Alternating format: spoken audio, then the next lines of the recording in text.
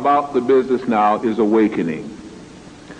As you watch the stars, you will see, and if some of you are very much into celestial mechanics, into astrology or astronomy, you will find that the constellations are not in the proximity that they were even back in 1975. They have been displaced. You will find that due to what is called the progression of the equinoxes, even the signs by which you think you were born under no longer are the signs that rule you. They are not your natal ruling signs because they have now changed 30 degrees. Time and frequencies are speeding up. Some of you should have noticed that the days are flying by. The time seems to just slip by. That's for you who are matching vibrations. You become quickened, sometimes agitated, sometimes searching for what you don't even know you're searching for, but you know something is changing, while other soulless creatures say time is still the same. It is not the same. Time is frequencying upward. It's speeding up. You must also speed up, and to do so, you must awaken those glands that can cause your body to keep up with your soul. And it means you will be mutating. Don't become frightened of mutation. Sometimes if everybody mutates, nobody notices. The first mutation will be of the soul progression, and your neuron centers will begin to clean up their act. That's why head colds will be the rule.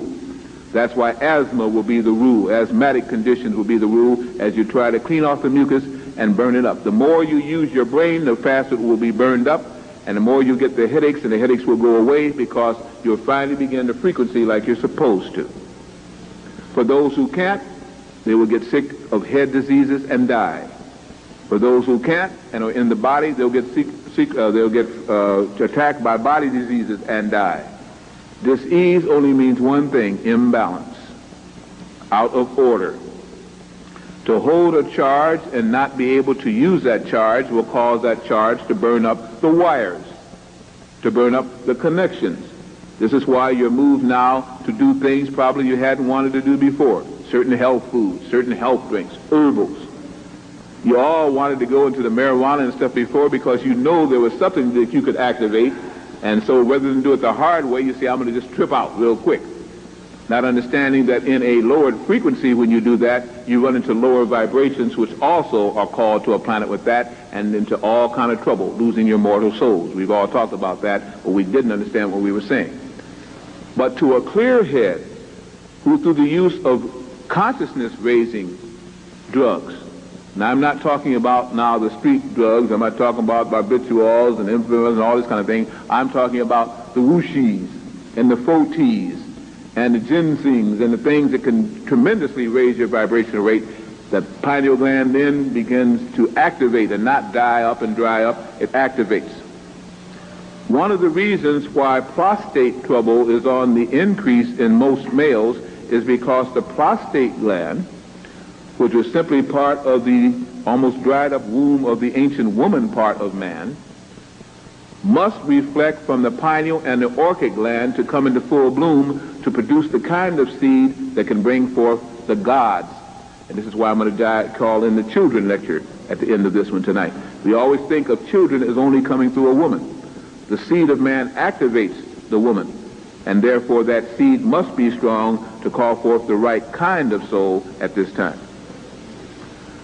As this prostate gland dries up because it cannot get reflected energy from the orchid gland, how many even know, now don't say it unless you do, because I might call in and ask you where it is, where the orchid gland is. If someone does, please share it. Do you know where the orchid gland actually is?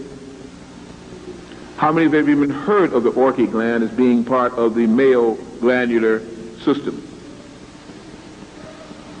And they don't want you to know. That is like a little sun right near the prostate. It reflects energy from the pineal gland by way of the spinal cord, and then flashes.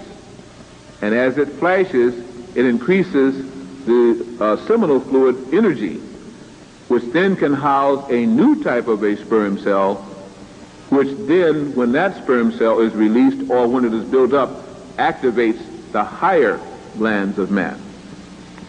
But it must reflect the light from the pineal. In most cases, the pineal was already atrophied or on its way out. For a soulless mankind, it profits now the knell of the death bell. For it means that if our planet can take in new energy. And if the electromagnetic field or frequency barrier can be altered so that higher frequencies can come in, and that pineal gland kicks in, then you will be once again in tune with your planet. And mankind, having no soul, having only the ability to report to the Lord God Master, will go crazy and begin to dysfunction and do crazy things. Human, who is part of both, will begin to question and try to follow its higher source, and the whole thing will lead to tremendous wars or tremendous conflagrations. The war will last no time if the sons of God can awaken to who they are. Because once they get in tune with the planetary head, the planet will do whatever they as a unit ask for. That is what some of the Yoruba people understood, what the magicians understand, and in a small way try once more to get in frequency with the slower heavens just above where they live, or on their continent, or the elemental kingdom can obey. It was meant that the sons of God, being of the seed of angels, didn't have to even do that. They could summon, they could call forth, they could put aside. But before any of that could be done, they had to first come into the consciousness and frequency of who they were. Again, I kind of repeat what I said when I was here before.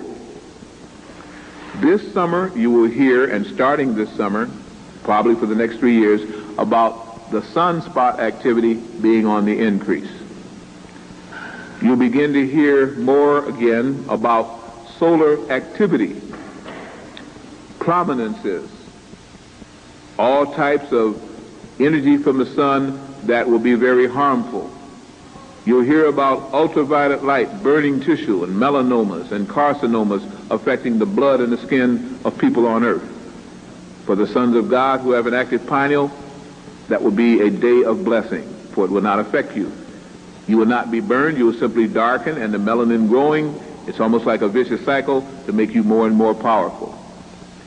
As they get cancers of the skin and glands, you will get glands beginning to awaken and throwing out the frequencies that are not good and reconnecting the DNA molecules that were separated. For at one time we had 12 strands of DNA, now we have 2. How could we function as an advanced God or being when we don't even have the right hookup? We can't go to 220. We've got to stay at 110, 120. That will activate the glands to begin to work on the molecules of the cells, and the cell's DNA will begin to unite. What they call junk DNA is not junk DNA.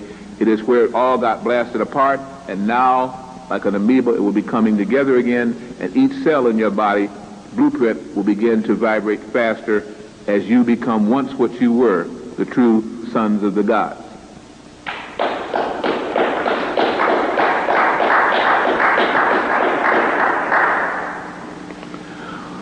For man to be man at this time, man must understand his feminine counterpart that is within him, his animal counterpart that is within him, the angel and God counterpart that is within him, and his own soul blueprint, which is him.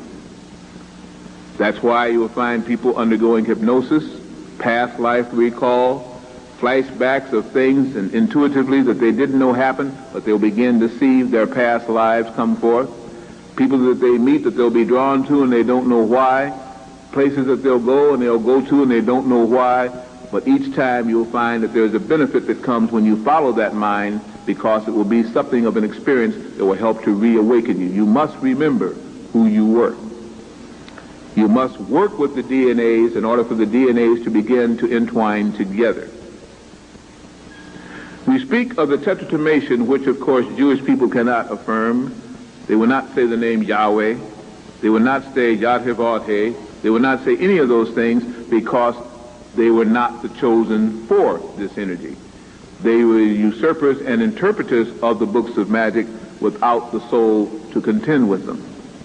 But the soulless ones and the soul ones were both asleep. Now when we understand that